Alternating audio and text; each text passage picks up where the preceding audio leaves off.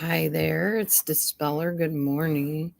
I'm going to be doing our next chapter in our book.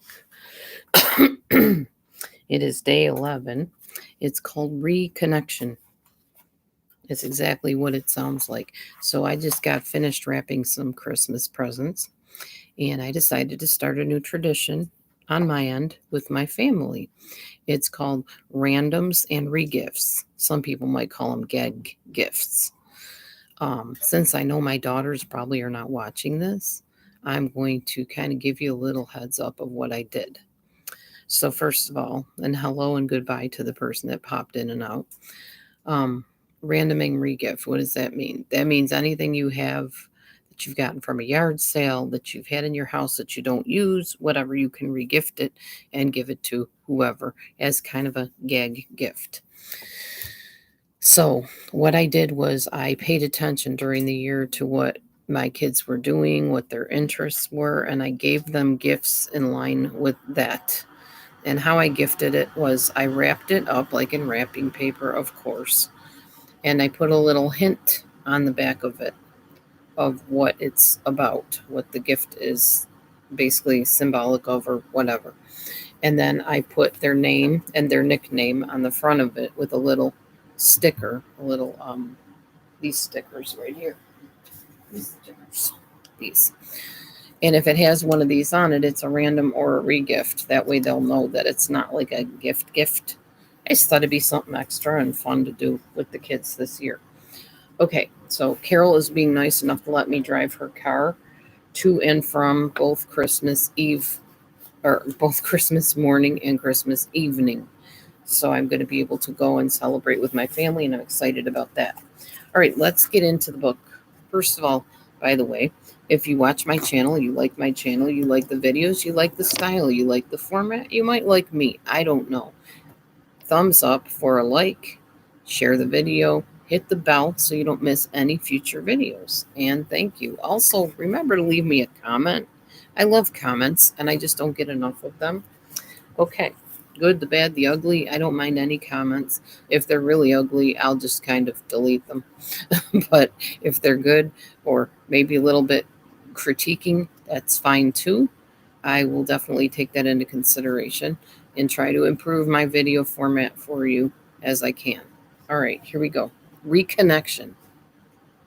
And by the way, you can chat during the book, you can chat after the book, or you don't have to show up or chat at all. Either way, I'm going to read and you'll have it here on a video for later use. Recovering from keep away. Yesterday, we discussed the most valuable component of your recovery support system, your firm sense of yourself, your history, and your needs. As you grow to reclaim your genuine identity, your newly expanded self awareness will help you to reclaim long neglected friends and relatives as well.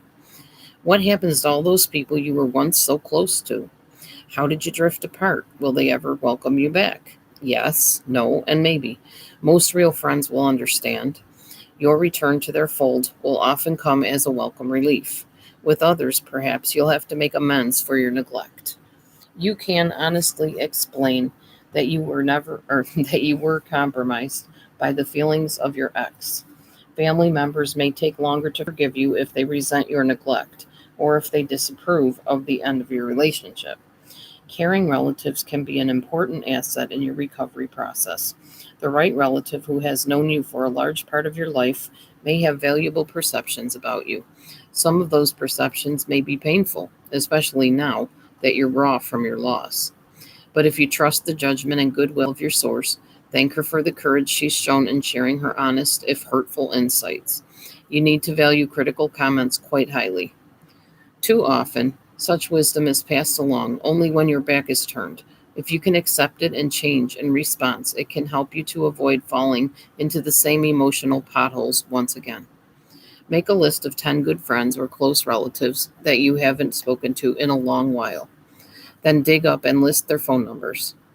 Call each one of the people on your list within the next 2 weeks. To the extent that you can avoid it, don't discuss your ex. Just recall and act on your best feelings for each of these loved ones. In the process, you'll probably also rediscover large parts of your own goodness and value. That will help to fill any number of the empty spaces in your heart. This is important because every time I have broken off a relationship, especially like with my ex narcissistic mentor and people like that, I had pushed friends aside. I had put everything into that relationship with my ex, who was not the ex at the time. And you do push your friends away sometimes, and you don't realize it, or maybe you do realize it. And then after the ex is gone, you want to rekindle those friendships, and some of them you can't. Some of them you have burned that bridge, and that bridge is not being rebuilt for nothing. And sometimes the bridge doesn't need to be rebuilt. But the point is, if you can, go back to those friends, go back to those people that were in your life. Tell them you're sorry. Tell them that you got caught up with the ex, then not ex person, and that you want to rekindle things. And maybe they will. You never know. You might gain back a friend. I'm kind of in the process of doing that right now with some people on here online for when I hooked up with people they didn't approve of. And now I'm no longer with those people. So now I'm making amends, and I'm kind of coming back and saying, you guys were right. I should have listened to you. I'm sorry I hurt you. I'm sorry there was misunderstandings, and ask for you to give me another chance, take me back, reconsider, that kind of thing. All right. The next thing they tell you to do, I'm not going to exactly get into it because they get a little bit weird in this book sometimes when talking about sensory things. But what they suggest you to do is go to a plant store, or like at Walmart, they have like a home and garden store, and get a big shiny black stone that's polished, and use that to cling to. Like when you get frustrated or you miss your friend, squeeze that thing and stimulate that sensory, perception in your hand and your touch, so that you feel grounded, so to speak. A lot of new agey people do this kind of thing, but it really does help, especially if you do have, that emotional baggage type thing, that anxiety that hangs over after you lose your friend. Also, what you can do, they say to soak the stone in some essential oils overnight. It will absorb enough of the oil that it can be a sensory thing for your nose too. So not only can you squeeze the thing, but you can put it up to your nose, and it just kind of calms you, I guess. I don't know. Like I said, I didn't write the book. Anyway, I know that my husband, when he had really bad anxiety and stuff, he would have this little, I think it was a bracelet or something, but it had stones on it, and he could hold it in his hands and kind of twist it around. And I don't know, it did something. It helped calm the mind. I think it has to do with a certain part of the brain, but I'm not really sure. Okay. And then there's something called Symphony of Palms touch form. It's like a piece of wood. It has a groove cut into it or something. And you just kind of like press it with your fingers. It's the same idea, kind of the calming thing. Okay. Then they tell you how you can get a discount on it, which don't worry about that. It doesn't really matter. Okay. Yeah. And then they talk about the sensory oil type stuff, essential oils. You'll be amazed at how much peace and comfort that touching your rock's familiar surface will bring, but why stop with just touch? And then they go into the scent. We're going to do the next chapter as well, because this was like a super short chapter, which was relatively, I guess it was a little bit helpful about rekindling the friendships with your friends when you leave the ex. But let's talk about peace now, day 12. Yes, time is your healer, but time is also likely to deliver unpleasant surprises. Some of the least pleasant events that may follow a breakup are abrupt fits of panic. Panic happens when you sense you're trapped. You've no one to fight with, nowhere to run. You're trapped alone in the dark, lost and frightened. All you can see is the stark void of what's missing, while desperately fearing that the future only holds worse. Now, in reference to this, when my second, now ex-husband, went to jail, you have to realize something. I was with him for, I don't know, a couple years or something, and it was really intense because he had learning disabilities, so I had to be his everything. I got his meds for him. I kind of communicated with people for him. When we would go to the doctor with him, I would talk to the doctors. I was like his proxy, if you will, his person that was his spokesperson or spokesman. what do you say? Spokesperson, mouthpiece. I'm trying to combine both. Spokespiece, yeah. Spokesperson and mouthpiece. And then suddenly he was gone, like ripped from my life. Yes, he deserved to be put in jail. There's no doubt about that. But that doesn't mean I didn't go through emotional turmoil over it. I was used to having my husband around. I was used to being a caretaker. People say I take care of my husband now. Y'all have no idea how much different this is than that was. I had to be a full-time caretaker for Sel. Anyway, when he was gone, I went through this intense loneliness they're talking about. No one to fight with, nobody there to communicate with, nobody to wake up to in the morning, nobody to put out your trash, whatever. It's hard when you lose somebody, whether it's through death or jail or whatever. And I'm not the only person who had a spouse that went to jail or prison or whatever. There's a lot of people out there. And as much as you say, well, they deserved it, they deserve to be in jail. Think of the person that they're leaving behind. They're going through stuff. Losing that person, whether you liked them or not, whether they deserved jail or not, maybe they were a serial killer. They definitely deserve prison. But nonetheless, that leaves a void in that person's life that lost that person, whether they were a good person or not. So this book is kind of also talking about that a little bit, just loss in general. One of the hardest things to do in a faltering relationship is to see things logically, just as they are. And often, even if you can peer through the haze, it doesn't seem to matter. That's the bizarre thing about love versus logic. You may clearly perceive that someone isn't right for you, or may not even be faithful, but you love him or her. You conclude that you just can't help yourself and can't bear to face things alone, or you get used to the relationship. It becomes familiar. And yet love was supposed to dissolve all your problems.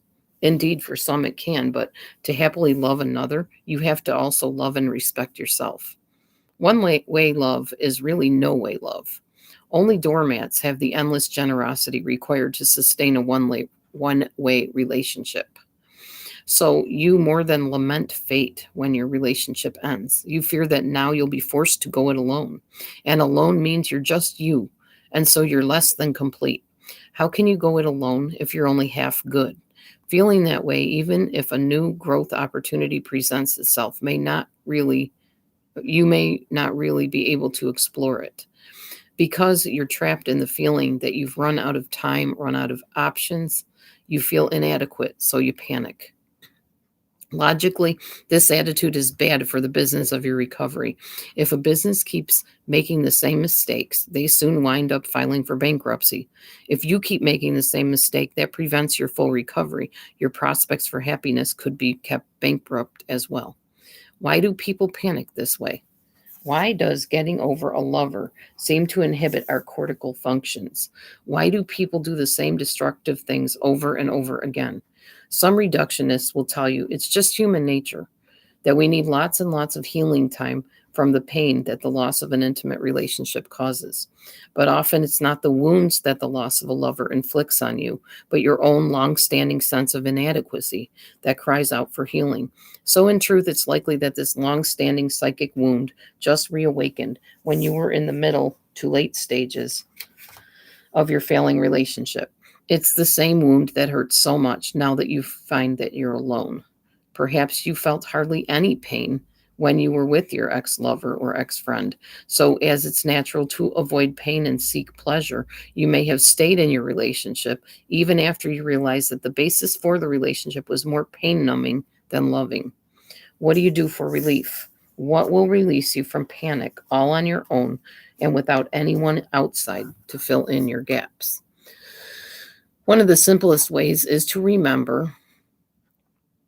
Hang on, I lost my place. Remember how you felt in the past when the weight of fear and loss was suddenly lifted off your shoulders. Remember that you have plenty of space and time, perhaps more now than before. Remember that you're not being measured and that all of your thoughts are your own. When the desire to hide from pain overcame your need to be loved and to love, the result was an unbalanced relationship. Anesthetic relationships are at odds with leading whole and fulfilling lives. Ultimately, the ether wears off and you have to face a few things that were never insurmountable, but may well be uncomfortable. always tell people when they're in a toxic relationship, you'll leave when staying gets more painful than the thought of leaving. And that's true. It's happened every time with anybody I've ever coached. But when you face your own real issues, accept responsibility and learn from them, everything changes. As your confusion diminishes, desperation will begin to fade, and you'll almost immediately begin to make better choices. That positive process can commence at any stage of your anguish. All you have to do is make a decision. You can decide to remember that your happiness is not really contingent on the approval or acceptance of anyone else. Now you can stop, take a deep breath, and relax. Did your breakup seem especially ugly and hurtful? You may be confused because it ended so badly, yet you feel that you were as kind and loving as possible. Do you wish you could go back and make peace? If you had a selfish lover or a friend or an unbalanced relationship, the possibility of a clean breakup may never have existed. Your ex may not love you anymore, but he or she may still dominate your view of the world. There's a sense of helplessness when you feel that your emotional fate rests in the hands of another. So why give that power to anyone else? The answer is to take charge of your life. No one has the power or the right to determine your happiness. Once you make this discovery, because you'll no longer use empty relationships to fill your interior void, because you're always going to find people you truly enjoy. By allowing yourself to calm down and clear your heart, you, in effect, clear your emotional vision. Do you see now why your ex was not the person that you first thought him or her to be? Do you now understand why you allowed yourself to think otherwise? If so, you can feel proud of your insight. You can also be proud that you entered into a relationship at all. It takes courage to love others, and you willingly took the chance. You have to risk something to gain love. Not even Lloyd's of London sells insurance against love's disappointments, but you are wise enough to know that if you fail to take any chances in life, you stand to gain absolutely nothing. Now that your relationship's over, you have all the time you need to explore your own inner fullness. That's where you'll find the peace that can dispel panic at once. I think the hardest thing to do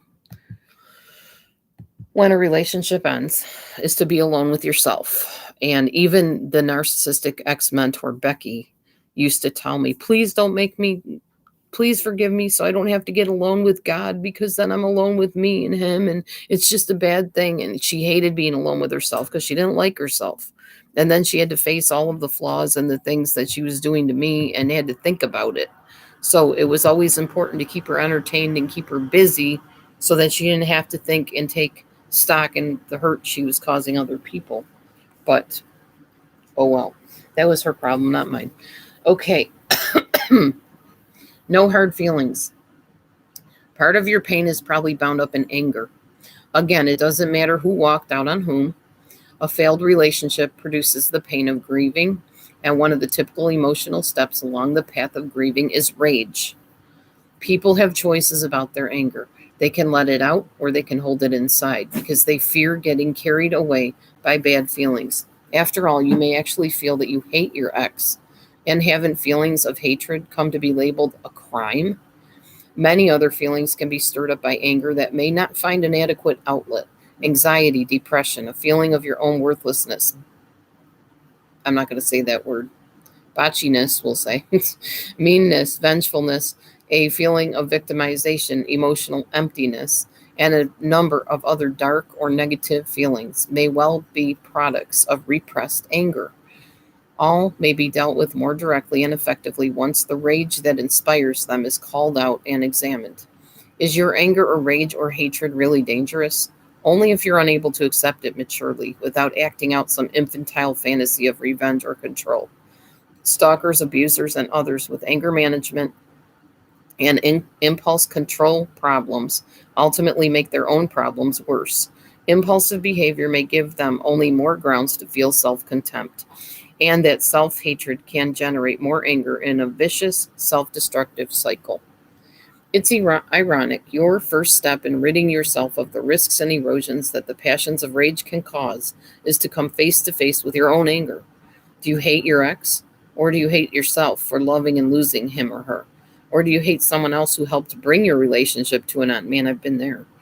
Carefully identify your most negative feelings about each of these people as precisely as you can.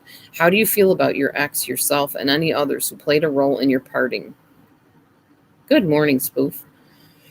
How have these sentiments influenced your feelings about the opposite sex or about God? You must be as honest and careful in your answers to these questions as you possibly can. Otherwise, you'll risk sitting on a time bomb of passions that may explode at any time, hurting you more than anyone else in the process. Step 2, self-analysis. Once you've brought to the surface any feelings of anger, rage, and hatred for those who played a role in your parting, you're halfway to your goal. But to get even closer, you're going to need to do some more introspection. Because of the speed of your thought processes, you probably don't realize that you feel anger after passing through a whole series of other emotions. First, often these are feelings you barely notice because they scare you so much. Simply put, we usually feel anger as a self-defensive reflex. That means that when we feel threatened, we feel vulnerability before we feel anger. If we first stop to think about why we feel threatened, the anger need not be triggered. Reason can take its place. Examine the nature of your current circumstances more carefully, and you may conclude that your feelings about yourself, rather than your ex-friend or any other third party, are at the root of your anger. Think about it this way. What negative message about you provoked you to feel rage? Was it something like, I feel I'm unlovable, or I feel so stupid, or I feel like a loser, or I feel like a kid without any power, or I feel guilty that I let this happen, or I feel that I can't trust my own judgment, let alone other people? Each of these messages has the same root feeling. Each of these messages says you think less of yourself, that your own self-esteem has been wounded so badly that you've been aroused to a set of fighting emotions, anger, rage, or hatred. Each of which gives a little piece of the action back to you, its creator. In the court of your own mind, you've been judged and found guilty of contempt. Cute cat. Oh, the cat behind me? Yeah, he's a cutie. Those feelings of loss, step 3, self-respect recovery. Those feelings of lost self-esteem can be redeemed. Once evoked, your passions will cool and ultimately find constructive outlets like sarcasm-free humor. In the interim, be sure you don't swallow anger in a self-destructive fashion. If necessary, do some private screaming or pounding on pillows. Release your anger in a way that can't come back to hurt you later. Talk about your rage with people you can trust to help you restore your perspective. Ideally, people who can help you see the good side of your own nature, your appeal to others, your basic human worth. In choosing these people, find those who are comfortable with feelings of rage, anger, and hatred, but who don't need to nurse these feelings in themselves in order to accept them in other people. You need to recognize that your ultimate goal is to pass beyond any anger you feel like directing towards your ex-lover or ex-friend, toward all men or all women, or toward anyone else you may blame for your breakup. And that includes God. Your highest degree of sanity and self-protection will be found in responsibly accepting your own role and bringing about the end of your relationship, forgiving yourself and your ex, and finally in setting aside or even forgetting the pain of your wounds. Anger can be a useful medicine to help drive you away from your dependency on your ex-friend, but like any medicine taken when no longer needed, it can prove to be self-destructive and addictive, destroying your ability to live in a balanced, life-enhancing manner. Very good chapter and very true, because if you keep staying in that state of anger and you keep trying to get back at the person that hurt you, eventually you're going to burn out and you're not going to feel any better because it's just going to go back and forth. It's never going to end. And it's not worth it, honestly. It's different, I think, if somebody's saying something that's not true, for you to set the record straight and say, no, that's not true. But to go into detail and defend yourself constantly, it's worthless. It just doesn't do any good, especially for somebody that's very vindictive, that wants to keep on hammering at you and tearing you apart. So don't waste your time or your energy to do that. I, on the other hand, plan on making a post of all the lies that have been told about me, about my situation, about my children, my situation. I'm not going into anybody else's situation, but mine and my children, because that affects me and my family. And I will simply say untrue or false. I'm not going to explain why. I'm not going to explain the truth. I'm just going to say false or untrue.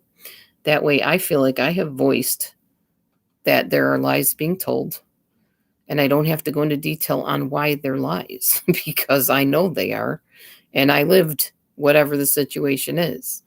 So that will just be that at that point. But that'll make me feel like I'm not sitting here helpless listening to all this stuff going, that's not true. This is what really happened, blah, blah, blah. I don't have to say what really happened. Those people that want to come to me and find out what the truth is, I've told you many times, come to my channel, hit the little email thing in my about section, DelusionDispeller@gmail.com, which was my former name, DelusionDispeller.